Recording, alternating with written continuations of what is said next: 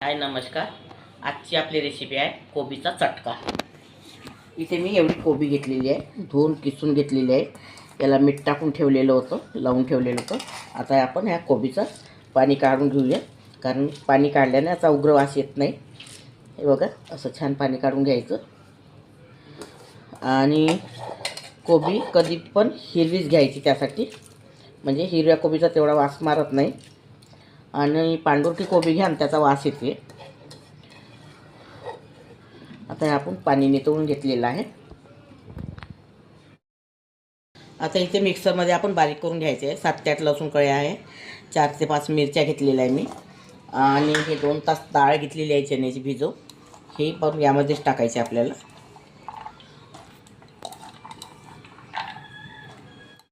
हे सगळं साहित्य मी मिक्सरमध्ये बारीक करून घेणार आहे.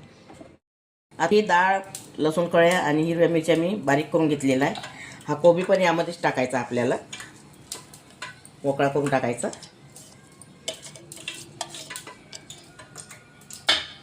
इथे दही घेतलेलं आहे 1 वाटी, ताजं दही घेतलेलं आहे मी छान.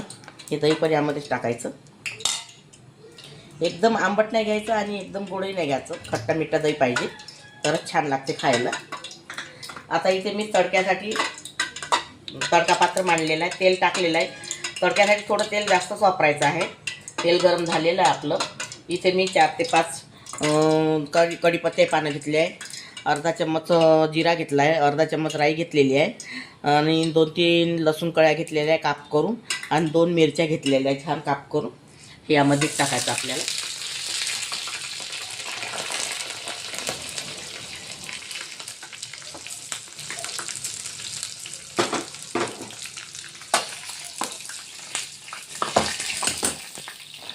इथे थोडा जिरा पावडर आहे, धनी पावडर आहे आणि हळद आहे.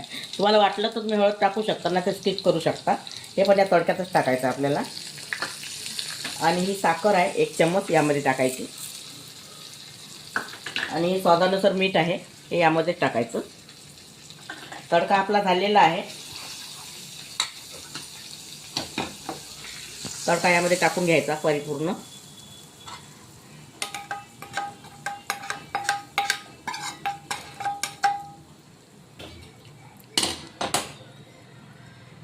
सांबार याला छान मिक्स करून घ्यायचं आहे आता आपल्याला.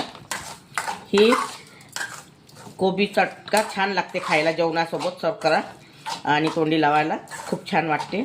एक वेळा करून बघा आणि मला कमेंटमध्ये कळवा.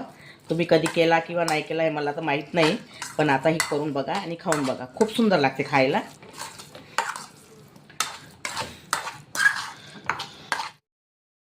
हा आपला कोबी चटका तयार झालेला आहे. अगर तुम्हाला माझी रेसिपी आवडली असेल तर व्हिडिओला लाईक करा, शेअर करा आणि सबस्क्राईब करा. व्हिडिओ बघितल्याबद्दल धन्यवाद.